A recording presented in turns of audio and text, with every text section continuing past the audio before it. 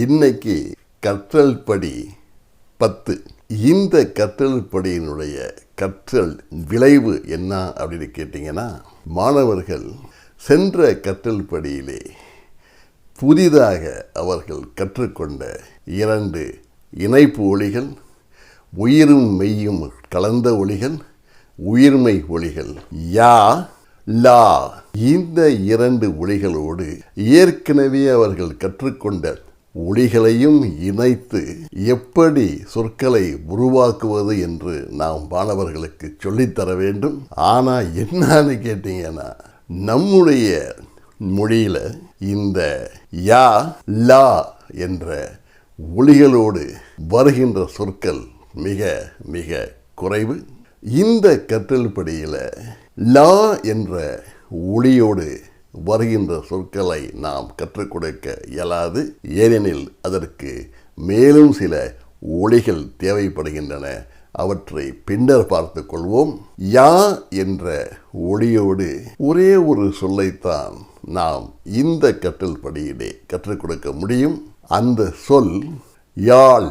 இது தமிழில் ஒரு இசைக்கருவியினுடைய பெயர்.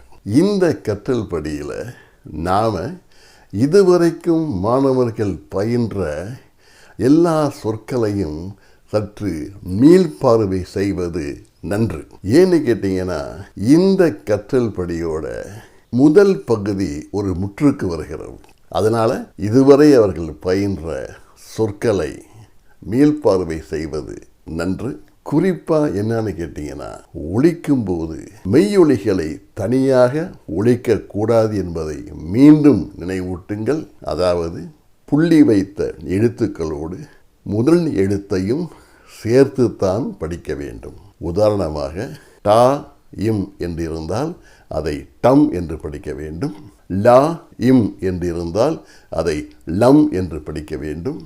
அதே போன்றுதான் அப் கூட்டல் பா அப்பா, அம் கூட்டல் மா அம்மா, பா கூட்டல் டம் பாடம். இப்படி அவர்கள் இந்த சொற்களை எப்படி பிரித்து படிப்பது, எப்படி சேர்த்து படிப்பது என்பதற்குரிய பயிற்சிகளை நீங்கள் அவர்களுக்கு சொல்லித்தரலாம். ஏனென்றால் இப்படி படிப்பதுதான் சொற்களை அசைகளோடு படிக்கின்ற முறையாகும். இதை பற்றி நாம் விரிவாக அடுத்த கற்றல் படிகளிலே சொல்லுவோம். அதனால் அந்த பிள்ளைங்களுக்கு மெய்யொலிகளை தனியாக ஒலிக்க வேண்டாம் என்று சொன்னால் போதும். அதே போன்று ஒலிகளை ஒலிக்கும் போது சில ஒலிப்பு முறைகளை நீங்கள் காணலாம். ஆ என்றால் அது குறுகிய ஓசையுடைய ஒலி, குரில் என்று அதை சொல்லுவார்கள். ஆங்கிலத்திலே ஷார்ட் வவல் சவுண்ட் என்று அதை சொல்லுவார்கள். அதே நேரத்திலே ஆ என்றால் அது நெடிய ஓசை உடைய ஒரு ஒலி, நெடில் என்பார்கள். ஆங்கிலத்திலே லாங் வவல் சவுண்ட் என்பார்கள். இந்த 2 ஒலிகளும் மெய்யொலிகளை தவிர எல்லா உயிரொலிகளிலும் உயிர்மை ஒலிகளிலும் கேட்கும். எடுத்துக்காட்டாக பா என்று ஒலித்தால் அதிலே ஆ என்ற ஒலி தெளிவாக கேட்கும். அதனால பா என்பது குரில், பா என்பது நெடில். அதே மாதிரி தமிழ் மொழியில் ஒவ்வொரு சொல்லும் குரில், நெடில், ஒற்றுகளால் தான் அமைந்திருக்கிறதுங்கிறத பிள்ளைங்களுக்கு தெளிவாக சொல்லுங்க. அதாவது இந்த குரிலுங்கிறது ஷார்ட் வவல், அதை எஸ்ன்னு வச்சுக்குவோம். நெடில் லாங் வவல், அதை எல்லுன்னு எழுதிக்குவோம்.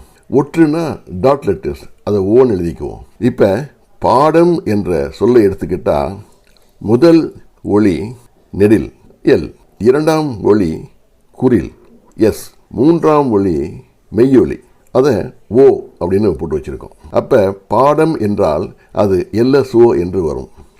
அதே மாதிரி மாம்பழம் என்றால் அதிலே முதல் ஒலி எல், இரண்டாம் ஒலி ஓ, மூன்றாம் ஒலி எஸ், நான்காம் ஒலி எஸ், ஐந்தாம் ஒலி ஓ. எனவே இந்த சொல் LOSSO என்ற அமைப்பிலே அமைந்திருக்கிறது. இந்த மாதிரி பிள்ளைங்களுக்கு பயிற்சிகளை நீங்கள் கொடுக்கலாம். அதாவது சொற்களை எழுதிட்டு அதை குரில், நெடில், ஒற்று என்று பிரிக்க சொல்லி. இந்த பயிற்சி பின்னால் அவங்களுக்கு ரொம்ப பயனுள்ளதாக இருக்கும். இந்த பயிற்சியை நீங்கள் பார்த்தீங்கன்னா ஏதோ கணித பாட பயிற்சி மாதிரி தெரியும், பரவாயில்ல. இந்த மாதிரி பயிற்சிகளை அதிகமாக கொடுங்கள். அதற்குரிய பயிற்சி தாள்களை www.newwaytamil.com என்ற இணையதளத்திலே காணலாம். மேலும் இந்த சொற்களை அமைப்பது குறித்து 10 செயற்பயிற்சிகள் இந்த கற்றல் படியிலே இருக்கின்றன.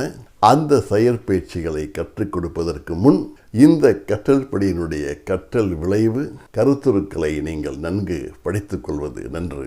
கற்றல் படி 11 மீண்டும் இணைவோம். நன்றி.